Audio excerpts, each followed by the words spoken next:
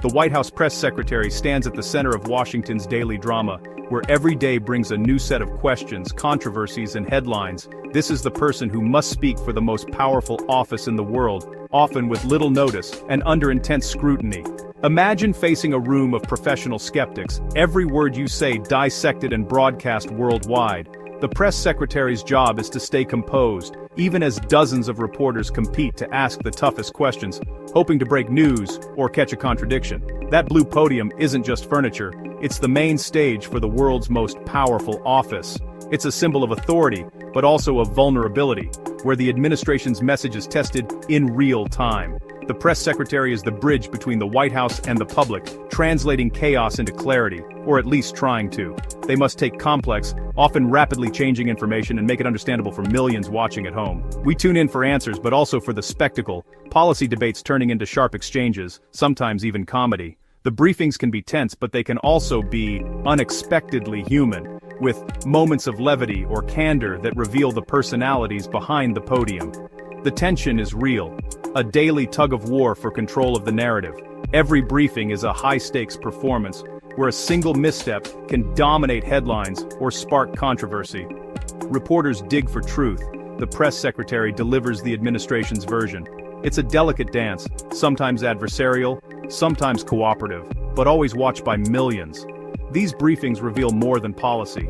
They show us the administration's tone, transparency, and respect for the press.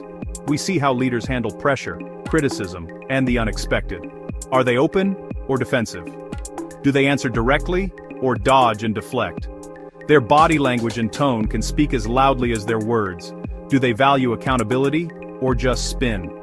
The public judges not just the answers, but the willingness to engage, admit mistakes, or clarify confusion.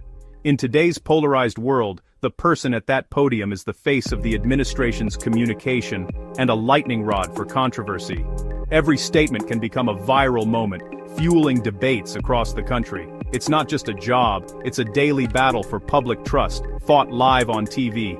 Millions watch, not just for information, but to see how power is wielded and challenged in real time. And that's why we can't look away. The press briefing is more than news, it's a window into the heart of American democracy, unfolding before our eyes every single day. Enter Caroline Leavitt, the youngest person ever to serve as White House press secretary. Her arrival marks a dramatic shift in the tone and energy of the West Wing's daily briefings. As press secretary, she's brought a bold, combative style to the briefing room, often setting the agenda before a single question is asked. Her presence is impossible to ignore. She commands attention with every word and gesture.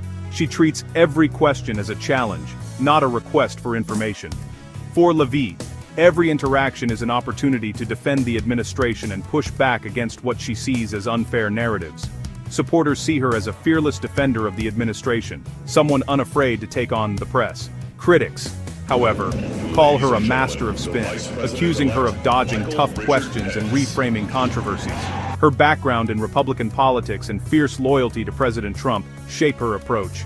She's not just a spokesperson, she's a political warrior, bringing campaign-style tactics to the White House podium.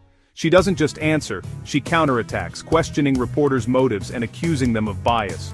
Her confrontational approach often puts journalists on the defensive, turning briefings into high-stakes exchanges. The result?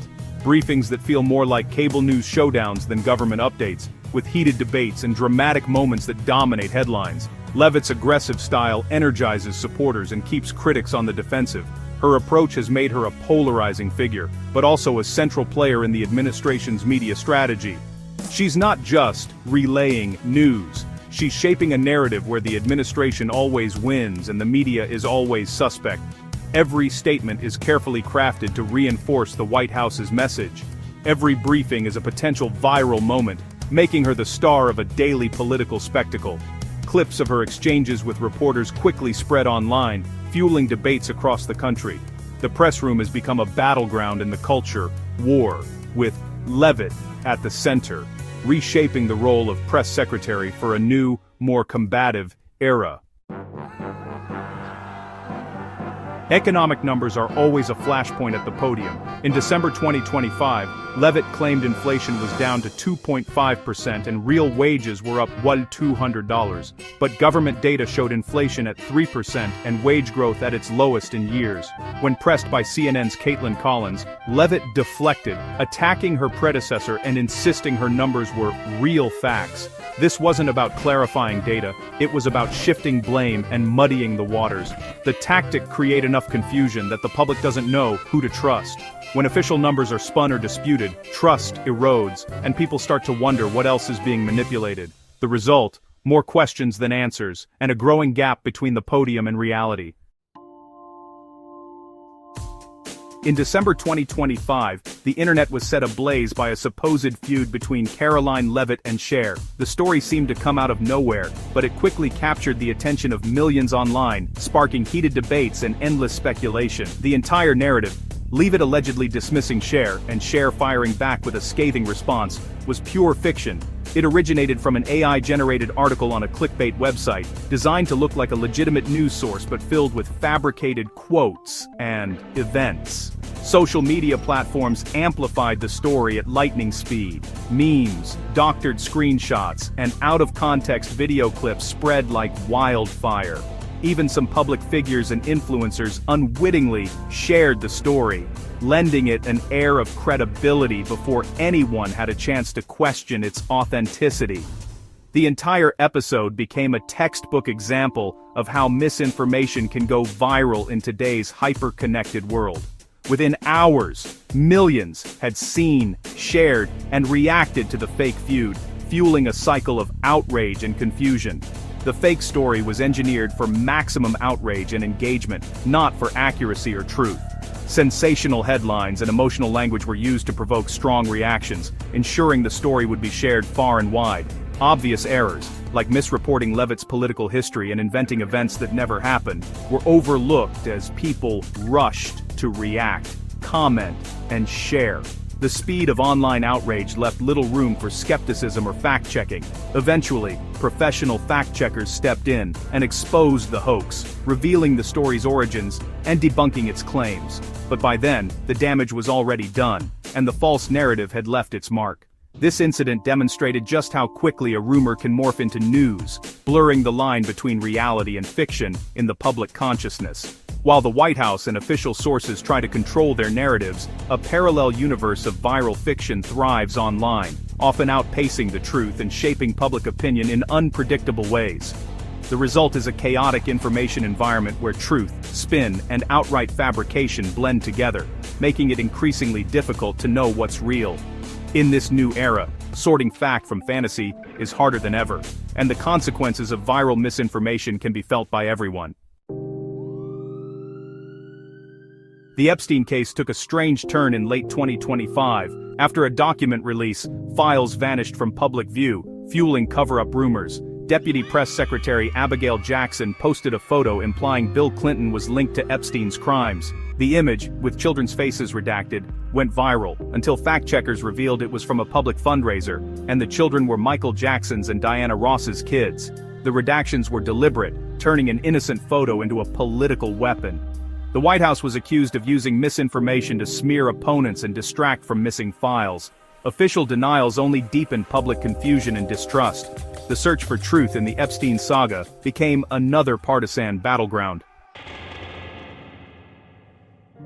Watching the White House, it's hard not to think of Orwell's doublespeak. Levitt calls Trump the most transparent president, even as the administration withholds documents. Words like transparency are twisted to mean their opposite. When accused of misinformation, the administration claims to offer alternative facts. Attacks on the press are reframed as fighting bias. This language game sidesteps accountability and creates a parallel reality where every action is justified. The goal? Confuse critics and make debate impossible by erasing shared definitions. When words lose meaning, meaningful conversation, and democracy suffers. Orwell warned that controlling language means controlling thought. We may not live in Oceania, but the manipulation of language for political ends is a dangerous trend. The line between truth and spin grows ever thinner. The pattern of misleading claims goes far beyond a few incidents. Levitt has made false statements about everything from foreign aid to tax bills. She once claimed USAID funded a transgender comic book in Peru, a story quickly debunked, but not before it fueled outrage. She misrepresented a major tax bill, promising benefits it didn't deliver. Even small errors, like crediting Trump with Reagan's Peace Through Strength slogan, add up. The strategy flood the zone with so many questionable claims that the truth gets lost. Retractions are quiet, the initial outrage is loud. Over time, this builds a reality bubble where every policy is a win and every critic is a liar. The administration's narrative becomes self-reinforcing, regardless of the facts. It's a world built on alternative facts. So, where does this leave us? In an age of information overload, truth competes with spin and outright lies. The press briefing is now a battleground for narratives, not just facts. The press secretary's job is less about informing, more about managing perceptions. For citizens, the challenge is to question, verify, and seek multiple sources. We have to check the data, trace the photos, and stay skeptical, even of official statements. It's exhausting, but necessary. Humor and satire help us process the absurdity and cut through doublespeak. Ultimately, the demand for truth must come from us. Democracy depends on a shared reality, even if we debate the solutions.